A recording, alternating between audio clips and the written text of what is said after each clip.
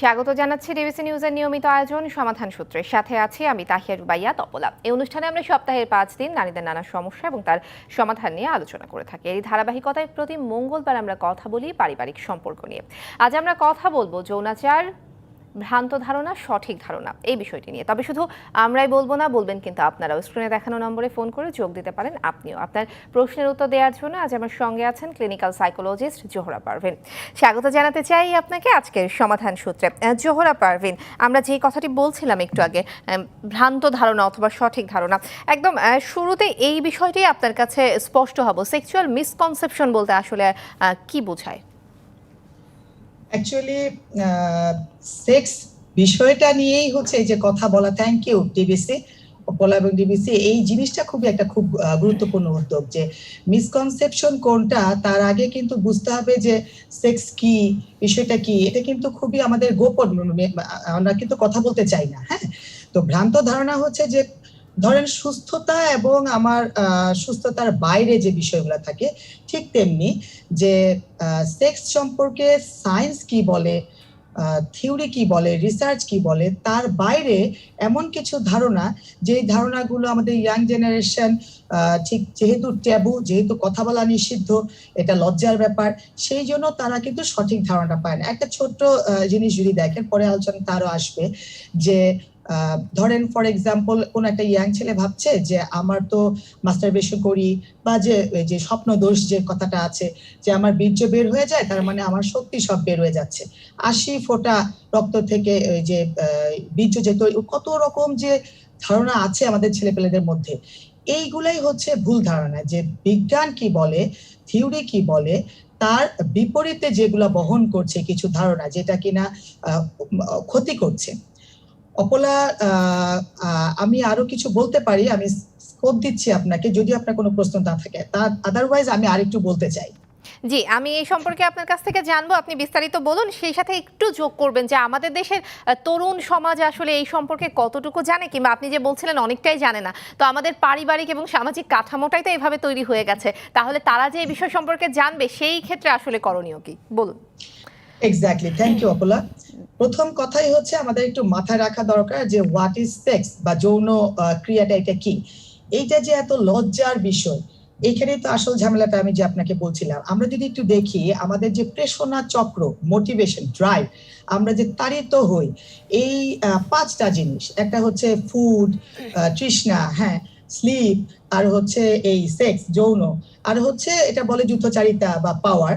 তো যাই হোক, এই যে 5টা জিনিস দিয়ে আমরা যে তাড়িত হই, আমরা যে চলি, তাহলে ফুড নিয়ে কথা বলতে পারি, ক্ষুধা লাগছে মা খাবার দাও বলতে পারি। সেক্স নিয়ে তো কথা বলা যায় না, আচ্ছা এটা তো সংস্কৃতিতে, এটা কালচার, এটা আছে। কিন্তু ঝামেলার যে জায়গাটা হচ্ছে, এইটা যে একটা বায়োলজিক্যাল নিড, এইটা যে একটা স্বাভাবিক ব্যাপার, এই স্বাভাবিক ব্যাপারটা স্বাভাবিকভাবে গ্রহণ না করাতেই ঝামেলাগুলো হচ্ছে। ঝামেলাটা কি হচ্ছে, একটা ছেলে যখন বয়ঃসন্ধিকালে যখন পড়ে, ওর তো শরীরের মধ্যে তো হরমোন, সেক্স হরমোন তো ইয়ে করলো। ও যখন বাথরুমে গিয়ে একটু দেরি করে বের হচ্ছে, তখন কিন্তু দরজা ধাক্কাধাক্কি শুরু হয়ে যাচ্ছে, এবং এটা নিয়ে কিন্তু অনেক কথা হচ্ছে। এখন ওর যে একটু সময়টা লাগছে, ওর যে একটা একটা ট্রানজিশন চলছে, ও কিন্তু শিশু ছিল, ও কিন্তু কৈশোর হয়ে গেল। এখন এটা তো একটা স্বাভাবিক, এই স্বাভাবিকটাকে স্বাভাবিকভাবে গ্রহণ করতে পারাটাই হচ্ছে সুবিধার কথা। তার সম্পর্কের মধ্যে কিন্তু এভাবে করে কিন্তু হইচই, চিল্লাচিল্লি, কনফ্লিক্ট, ওই ছেলেটার নিড কি, ওর সুবিধা অসুবিধাগুলো কিন্তু আমরা কিন্তু আর বুঝি না। এখন আসি যে মাস্টারবেশনের কথাটা বা স্বপ্ন দোষের কথাটা যদি দেখেন, স্বপ্ন দোষ, আপনি দেখেন শব্দটা কি হয়েছে, এটা দোষ, এটা তো কোনো দোষ না। ওর তো শরীরের মধ্যে হরমোনের যে চেঞ্জ হচ্ছে, ওর ধরেন সিমি আউট হলো, এখন কাপড় চোপড় ইয়ে হয়ে গেল, এটা তো একটা মেয়েদের যে পিরিয়ড হয়, সেনোরা যেমন বলে যে সংকোচ নয়, সচেতনতা। এখন ছেলেদের তো এই পরিবর্তনটা তো হচ্ছে, এটা তো স্বাভাবিক। এখন ওই যে স্বপ্ন দোষ শব্দগুলো দেখেন, যে আমি অপলা প্রথমে একটু বলে নিচ্ছি সুপ্রিয় দর্শক, বিজ্ঞানের কিছু কিছু কথা আপাত দৃষ্টিতে ধর্মের সাথে একটুখানি মনে হয় যেন একটু ক্ল্যাশ করছে, কিন্তু আসলে কিন্তু আমাদের ধর্ম, আমাদের চারটা যে ধর্ম আছে, সবই কিন্তু সায়েন্টিফিক এবং মানুষের ভালোর জন্য। তো আমি দর্শকের উদ্দেশ্যে বলছি, এখানে কোনো কিন্তু ধর্মের বিপক্ষে কোনো কথা হচ্ছে না, বিজ্ঞান নিয়ে মানুষের সম্পর্কের জন্য, শরীরের জন্য ভালো নিয়ে কথা হচ্ছে।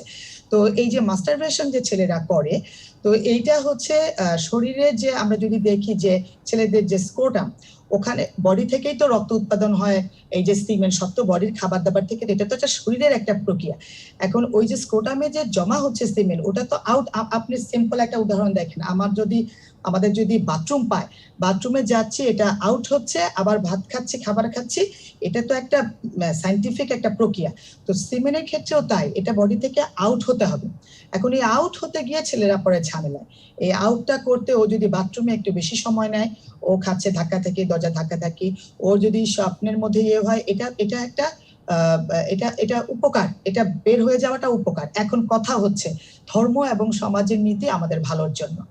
এই উপকার করতে গিয়ে এই যে বিয়ের আগে যে সেক্স করা, এই রেপ করা, এই জিনিসগুলো কিন্তু নিষিদ্ধ। এটা কিন্তু ধর্ম এবং সমাজ মানুষের কল্যাণের জন্য কিন্তু এই জিনিস, এটা কিন্তু আমাদের মানা চাই। তাহলে করণীয় কি আছে? এই যে মনের দিক থেকে যে একটা গ্রহণযোগ্যতা, যে হ্যাঁ ঘুমের মধ্যে এটা আউট হয়েছে, this is natural, it's fine. এটা আমি বাথরুমে একটু বেশি সময় লাগছে, ডেফিনেটলি পারিবারিক সম্পর্কের ক্ষেত্রে একটা বাথরুম যদি হয়, তাহলে ছেলেটাকেও একটু খেয়াল রাখা যে একটা বাথরুম, সবাই লাইন দিয়ে অফিসে যাবে। এগুলো হচ্ছে সমস্ত কিছু হচ্ছে সম্পর্কের উপর প্রভাব ফেলে। আরো অনেক রকম ভ্রান্ত ধারণা আছে, এই যেমন বেশি সেক্স করলে অঙ্গ নষ্ট হয়ে যায়, এখন বেশি মাস্টারবেশন করলে পুরুষত্ব ক্ষমতা হারায়। এই জিনিসগুলো না আসছে কি, ওই যে আবারও বলি, সেক্স নিয়ে কথা বলা যায় না, সেই কারণে ভ্রান্ত ধারণা। আগের দিনে যখন মাস্টারবেশন যখন করা হতো একদম আগে, তখন ওই বড় বড় আংটি পড়তো ওই রাজা বাদশারা বা কিছু।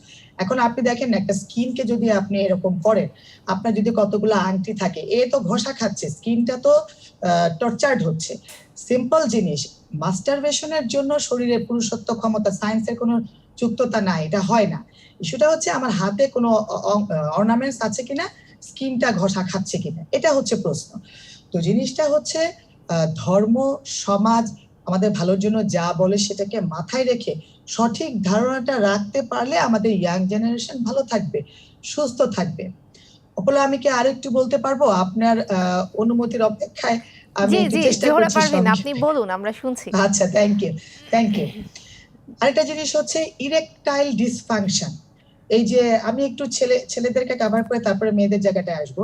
ইরেকটাইল ডিসফাংশন আর প্রিম্যাচুর ইজাকুলেশন হচ্ছে খুবই কমন আমাদের আমরা ক্লিনিক্যাল এক্সপেরিয়েন্সে দেখেছি।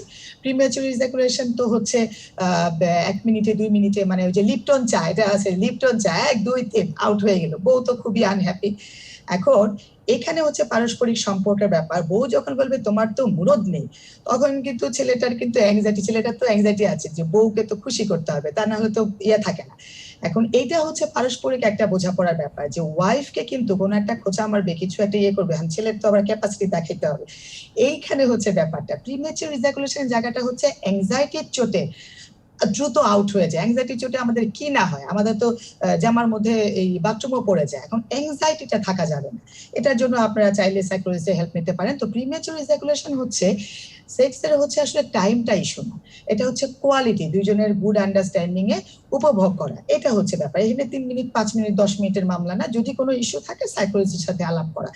ডিবিসিতে আমি কিছু নাম্বার দিয়ে রাখবো, আপনারা চাইলে ডিবিসিতে ফোন করে আপনারা কিন্তু সাহায্য নিতে পারেন, যে সাইকোলজিস্টদের সাহায্য। ইরেকটাইল ডিসফাংশন হচ্ছে, আচ্ছা ইম্পর্টেন্ট কথা হচ্ছে কোনটা ফাংশন এবং কোনটা সঠিক ধারণা, কোনটা ভ্রান্ত ধারণা। সঠিক হচ্ছে যেটা কিনা ন্যাচারাল, স্বাভাবিক, আর সেই স্বাভাবিকটাই স্বাভাবিক হচ্ছে না, এটা হচ্ছে ভ্রান্ত ধারণা। যে স্বাভাবিক হচ্ছে ইরেকটাইল ডিসফাংশন, মানে হচ্ছে যে পুরুষাঙ্গটা সুন্দর শক্ত হবে এবং পেনিট্রেট করবে, এটা হচ্ছে স্বাভাবিক। যে শক্ত হচ্ছে না, তখন হচ্ছে আয় হায় আমার তো গেল, ওটা হচ্ছে অ্যাংজাইটির ফলে। আপনারা কোনো সাইকোলজিস্টের হেল্প নিতে পারেন, জাস্ট অ্যাংজাইটি থাকবে না, সুন্দর ফাংশন করবে, কোনো অসুবিধা নেই। এবং বেশিরভাগ ছেলেদের উদ্দেশ্যে আমি বলছি, এটা একটা রিসার্চ ফাইন্ডিংস আছে, 99, আমার ঠিক এক্সাক্ট ফিগারটা রাইট মনে নাই, 98 to 99% এটা অ্যাংজাইটির কারণে হয়, পুরুষ অঙ্গ কোনো অসুবিধা হয় না। এবং অনেকে বলে আমারটা বাঁকা, আমারটা এই, আমারটা লম্বা, আমারটা বড়, এগুলা হচ্ছে সবই ভ্রান্ত ধারণা, এক ধরনের সবকিছু ভ্রান্ত ধারণার সব কথা ভ্রান্ত আমরা ধারণা, জানছিলাম সব জোহরা ভ্রান্ত। পারভিন। আমরা নারীদের বিষয়টিও জানবো, তার আগে একটি বিরতি নাই, নেওয়ার সময় হয়ে গেছে, ওকে বিরতিটা নিয়ে আসতে ওকে চাই। সমাধান ওকে, সূত্রে থ্যাংক নিচ্ছে ইউ। একটি বিরতি, সঙ্গেই থাকুন। আবারও স্বাগত সমাধান সূত্রে। আমাদের আজকের আলোচনার বিষয় যৌনাচার, সঠিক ও ভ্রান্ত ধারণা। আমাদের সঙ্গে আছেন ক্লিনিক্যাল সাইকোলজিস্ট জোহরা পারভিন। বিরতির পর আবারও স্বাগত জানাতে চাই জোহরা পারভিন। সেক্সুয়াল মিসকনসেপশন নিয়ে নারীদের যে বিষয়টি সেটি একটু জানবো, সেই সাথে একটু যোগ করবেন। অনেক ক্ষেত্রে দেখা যায় যে বিয়ের পরে নিয়মিত যে শারীরিক সম্পর্ক, সেই ক্ষেত্রে নারীদের এক ধরনের অনাগ্রহ বা অনীহা কাজ করে। এই বিষয়টি আসলে কেন, কিংবা সমাধান কি হতে পারে?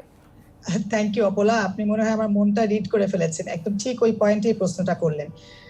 মেয়েদের সম্পর্কে একটা ধারণা আছে যে ওর তো এই জিনিসটা হচ্ছে না বা আগ্রহ নাই, তাহলে ওর বুঝি কোনো সমস্যা।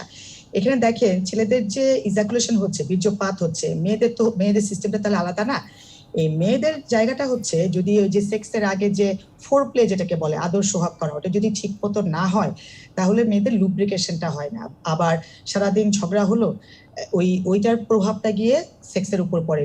ছেলেরা যেমন চট করে করে ফেলতে পারে, পেনিট্রেট করে ফেললো, আউট হয়ে গেল, কিন্তু মেয়েদের সিস্টেমটা হচ্ছে ভিন্ন। মেয়েদের গঠনগত দেখবেন, ছেলেদের গঠন এবং মেয়েদের গঠনে যে পার্থক্য, সব ফাংশন সবকিছুতে পার্থক্য।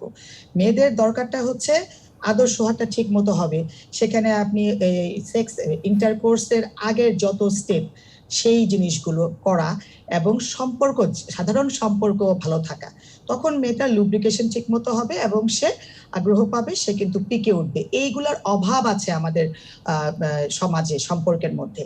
ছেলেরা এটা জানে না বা বোঝে না, এবং তারা ডিরেক্ট যখন পেনিট্রেট করতে যায়, মেয়েটার আগ্রহ, মেয়েটা তো রেডি না। এই যে জায়গাটা, এই রেডিনেসটা হচ্ছে ইম্পর্টেন্ট। আর মেয়েদের সম্পর্কে এটা কিন্তু একদম সম্পূর্ণ ভুল ধারণা, ওর আগ্রহ নাই, ওর অসুবিধা। এটা হচ্ছে ওই আগ্রহটা তৈরির জন্য যে সময়টা লাগে, ওই সময়টা মেয়েরা পায় না। আবার আরেকটা ইয়ে আছে যে সতী, যে কি যেন শব্দটা, হাইমেন, যে একদম ফার্স্ট সম্পর্কের ক্ষেত্রে যে ওর তো সহজে ঢুকে গেল, পেনিস তো সহজে ঢুকে গেল, তার মানে ও সতী না। এই জিনিসটা কিন্তু একটা ভুল ধারণা।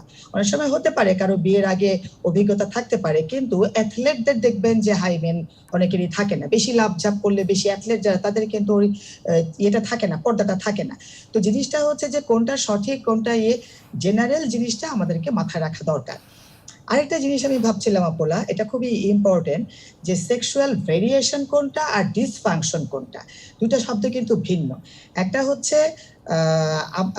হচ্ছে যে ভিন্নতা, যেমন হোমোসেক্সুয়ালিটি, এটা কিন্তু ডিসফাংশন না, এটা কিন্তু ভ্রান্ত ধারণা না, এটা হচ্ছে মানুষের চয়েস, যে আমি ভিন্ন, আমার ছেলেদের সাথে, আমি যেমন মেয়ে, আমার মেয়েদের সাথে করতে ভালো লাগে, এটা হচ্ছে ভিন্নতা। কিছুদিন আগে কিন্তু সোহরাওয়ার্দী যে ডোমের মধ্যে এক ইয়েকে পাওয়া গেল না, যে লাশের সাথে করে, এটা কিন্তু ভিন্নতা বলতে পারেন, এটা বিকৃতি, এটা ট্রু, কিন্তু এটা কিন্তু ডিসফাংশন না। ডিসফাংশন হচ্ছে যে যেটা নর্মালি ফাংশন করার কথা, ধরেন 5 মিনিট এই ছেলেটা সেক্স করতে পারে, কিন্তু সে 1 মিনিটে আউট হয়ে গেল, এটা হচ্ছে মানে অসুবিধা। এটা ট্রিটমেন্ট আছে, সাইকোলজিস্টের ট্রিটমেন্ট, কোনো ওষুধ কিন্তু কিছু দরকার নাই। আর ভ্যারিয়েশন হচ্ছে লেসবিয়ান, এই যে হোমোসেক্সুয়ালিটি, যেটা এখানে আমার একটা অবজারভেশন আছে, আমার সম্ভবত আমার কলিগদেরও আছে, এই জেনারেশনে সত্যিকার অর্থে যে ভেরিয়েশন, সেটার সাথে সাথে একটা মনে হয় একটা ট্রেন্ড, একটা জিনিস সত্যিকার অর্থে শারীরিকভাবে, সামাজিকভাবে, ধরেন আমি লেসবিয়ান না, আমার 13 বছর বয়সে আমি দেখলাম যে এই জিনিসটা তো এরকম, এখন আমি আস্তে আস্তে করে চিন্তা করতে করতে আমি লেসবিয়ান হচ্ছে, এটা আমি পেয়েছি, আমার ক্লিনিক্যাল এক্সপিরিয়েন্সে পেয়েছি। তো এইটা একটা আমাদের কনসার্নের বিষয়, যেটা সত্যিকার অর্থে যদি বায়োলজিক্যালি আমি যদি মেয়েদের প্রতি আকৃষ্ট হই, সেটা কিন্তু কোনো দোষ না, কোনো অসুবিধা না, কারণ আমি তো বায়োলজিক্যাল ভাবে মেয়ের প্রতি আকৃষ্ট হচ্ছি, যেটা আছে কিছু পপুলেশন। কিন্তু একটা ট্রেন্ড আছে ইয়াং জেনারেশনে, এটা মনে হচ্ছে যেমন একটা খুব ইন্টারেস্টিং একটা কিছু, যে আমি লেসবিয়ান।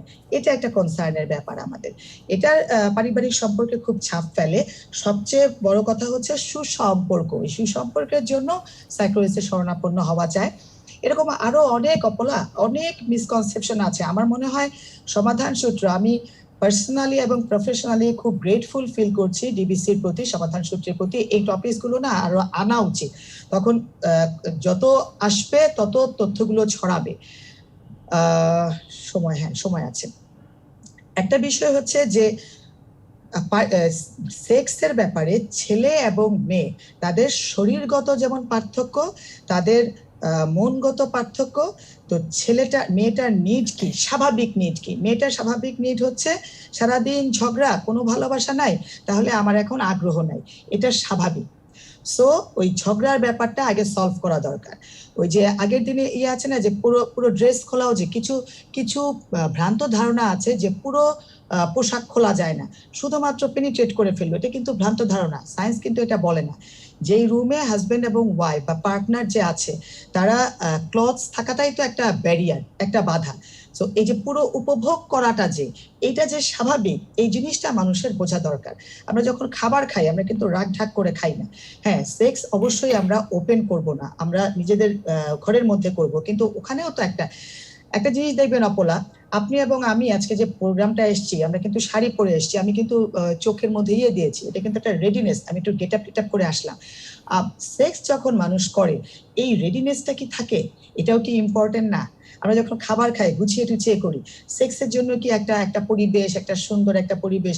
আপনি আপনি দেখেন কয়টা পার্টনার, কয় হাজবেন্ড ওয়াইফ সুন্দর করে এ করে পরিবেশ, বিছানার চাদর বলেন, ঘর বলেন, ঝগড়াঝাটি করে মনে হয় যেন সেক্স মানে হচ্ছে জাস্ট পেনিট্রেট করবে, ব্যাস ছেলেটা শুধু আউট করবে। That is not sex, that is not good thing. স্বাভাবিক হচ্ছে একটা পরিবেশ থাকবে।